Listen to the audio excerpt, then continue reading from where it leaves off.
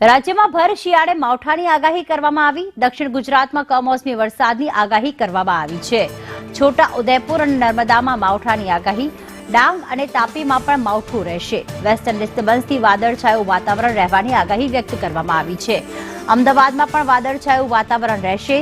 ગાંધીનગરમાં વાદળછાયું વાતાવરણ રહેવાની આગાહી વ્યક્ત કરવામાં આવી છે।